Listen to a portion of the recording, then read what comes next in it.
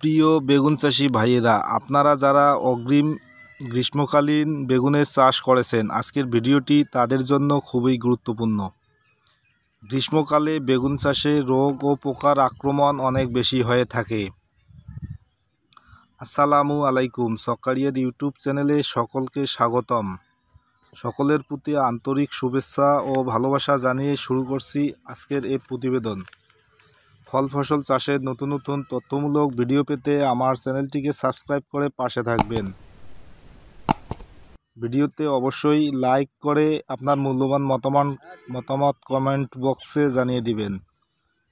আজকের প্রতিবেদনের মূল বিষয় হচ্ছে গ্রীষ্মকালে বেগুন চাষের প্রধান সমস্যাটি হয় তা হলো বেগুনের ডগা ও ফল ছিদ্রকারী পোকার আক্রমণ ও তার প্রতিকার। সম্মানিত ভিউয়ার্স, বিস্তারিত তথ্য জানতে পুরো ভিডিওটি একটু না টেনে শেষ পর্যন্ত দেখতে থাকুন। চলুন এবারে মূল বিষয়ে আসা যাক। রোগের আক্রমণ। বেগুনের চারা মূল জমিতে লাগানোর পর যদি নিয়মিতভাবে জমিতে শোষক পোকার জন্য ওষুধ স্প্রে করা না হয়, বিশেষ করে ইমিডাক্লোপিড গ্রুপের ওষুধ, এর ফলে জাপ পোকা ও সাদামাছির আক্রমণ বেড়ে যায় এবং সেই পোকার ডিম থেকে পর্যায়ক্রমে ডগা ও ফল ছিদ্রকারী পোকার সৃষ্টি হয়। প্রিয় ভিউয়ার্স, গাছের বাড়ন্ত পর্যায়ে আসার পূর্বে আপনারা জমিতে লক্ষ্য করে দেখবেন গাছের কোনো শাখা এরকমভাবে ঝিমিয়ে হেলে পড়েছে।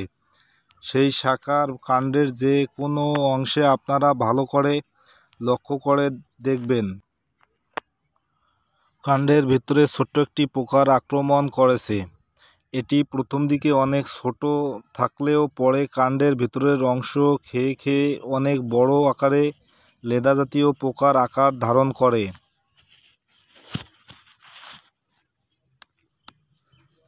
ঠিক একইভাবে বেগুনের বাড়ন্ত পর্যায়েও বেগুনের ভিতরে এ পোকার আক্রমণ হয়ে থাকে এবং পরবর্তীতে সেই বেগুনের আকার আর বড় হতে পারে না এবং নষ্ট হয়ে যায়।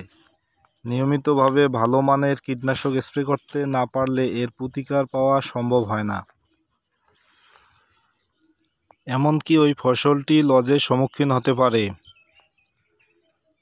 এই রোগ থেকে প্রতিকার পাওয়ার উপায়। সম্মানিত ভিউয়ার্স, চলুন এবারে জেনে নেওয়া যাক এর আক্রমণে আমরা কিভাবে প্রতিকার পেতে পারি। বেগুনের চারা মূল জমিতে লাগানোর পর থেকে নিয়মিতভাবে ইমিডাক্লোপিড গ্রুপের ওষুধ এবং সাথে অ্যামামেকটিন বেনজোয়েট গ্রুপের ওষুধ স্প্রে করতে হবে।